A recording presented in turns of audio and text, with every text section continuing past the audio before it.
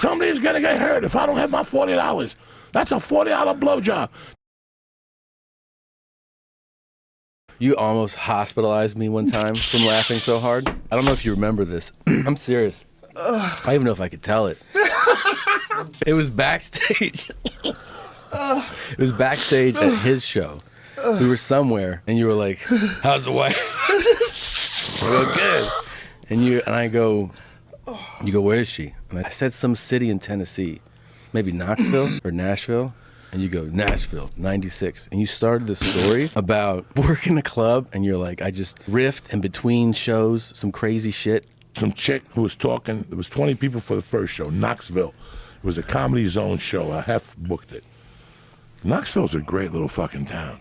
Like a cute little Tennessee town. Is it? It's like hip. It's a football, college town. So I get there on Friday night, Joe Rogan. I'm headlining. I got 38 minutes. I just moved to LA and I signed with Creative Management and they booked those rooms. So they were booking me out as a headliner. I was just dying slow death. So what they did was they put me in one-nighters that paid like $275 a night. They weren't bad. Clark, Tennessee. And we go to this Knoxville for 2 nights and I go in there and you know me, dog, I'm fucking crazy. First night I go in there, Friday night, there's 20 people for the first show. And there's a girl, Joe Rogan, that's a 12. With a guy that's a 4. And it's her birthday. Meanwhile, she just turned 21. It's her birthday. Hi, happy birthday. What's going on here? Because once you start hearing noise, you have to react to it as a comic. And you go, what's going on here? You're 21. I said, you're very beautiful. And then she just went and ran with it and started talking about how her husband pimps her out. He would have fights on, and for $20 you could fuck him in the back room. 20? The fights were on, whatever. I don't know. That on Fridays he would bring it to the construction truck. He would bring a truck with her to the construction site and put a mattress in the back. And at lunchtime he would let her friends, and she's telling me this, she's talking, and people like just holding their breaths, like, what is going on here? This girl is beautiful, and this retard is just pimping her. So in between shows, I go upstairs to do a line or smoke a joint or whatever the fuck I'm doing. When I come back, I see her herself, and we start talking, and what's going on? Oh my God, I had such a great time. I go, is that stuff true? And she goes, yeah. I go, show me the monkey. And she took me in the woman's bathroom, pulled down her pants. The girl had a monkey that was spotless. It nearly stunk. I ate it. I fingered it or something, and then she sucked my dick. That was it. I went back to my room. I didn't think nothing of it. I'm like, Jesus Christ, I scored. I go back for the second show, there's 8 people. But by the time I go back for the second show, Joe Rogan, she's sitting in the back. She's 21, and she's looking at me like this. She's fucked up. And 10 minutes into my spot, because I was headlining, she starts going, I sucked the comedian's dick tonight. And her husband's like, what are you talking about? And she's like, I sucked his dick, and he came in my mouth. He's like, what the fuck are you talking about? The cops had to hold him back, and he's like, I want my $40. That's all he wanted. He didn't care that his wife sucked my dick at this comedy bathroom. Oh, my God. When the cops came, he kept saying, man, somebody's going to get hurt if I don't have my $40. That's a $40 blowjob. Did you come in her mouth? Because if I wouldn't have come, it would have been like 20. All he cared about was the $40, dog. So he told me that backstage at your show, God. and I fucking started hyperventilating. $40 for his wife. This is the world of comedy, ladies and gentlemen. This is the world of crazy fucking comedy. Jesus. You think that's crazy? What the fuck? She's crying. Some other husband would have held his wife and said, no, he didn't care. He just wanted the $40 for the blowjob. I didn't give it to him. He's got rules. You gotta He's give tough. him that. He's got like a line in the sand.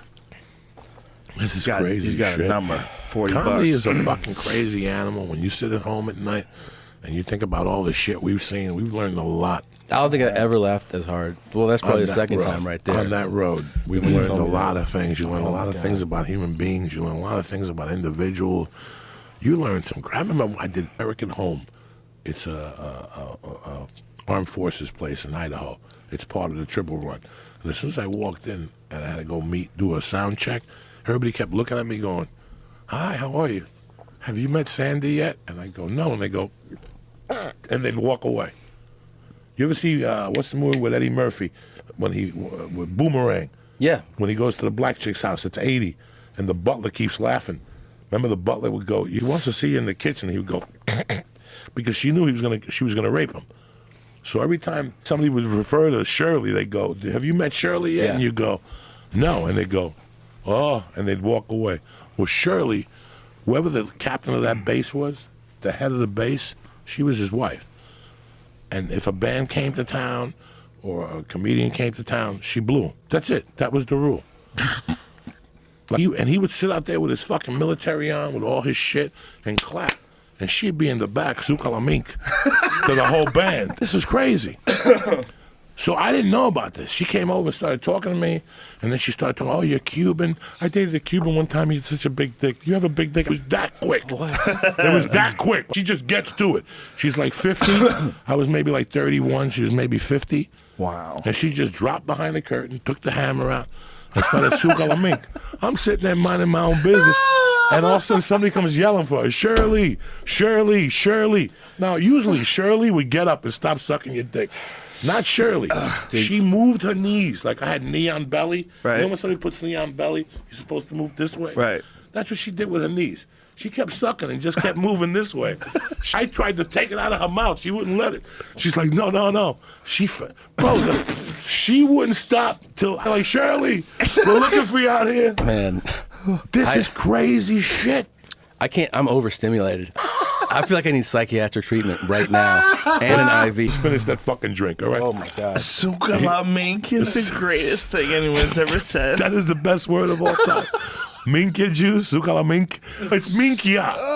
But when they say suka, they cut it short. What is the word? What does it mean? Minkia means suck my dick. Minkia in the dialect of sukala- Italian. Suka means suck. Right, okay. You know, it's so weird how the more Is you this go. Spanish? This is Italian, Sicilian. Really? So the deeper you go down the boot, the more, is it closer to Spain or is it farther from Spain? The closer Italy is from Spain, when people from that area speak Italian, I don't care how fast they're talking, they can't put the wool over me because I can pick up every 4 words. Oh, right. So Sicilians say suka. What's suck in Spanish? Chupa. You're in the neighborhood. Right. Zukalamink. When they say Zukalamink, like, you know, well, what are you going to do today? I don't know, I'm going to go out and get my minkia sucked. But Zukalamink is just the short.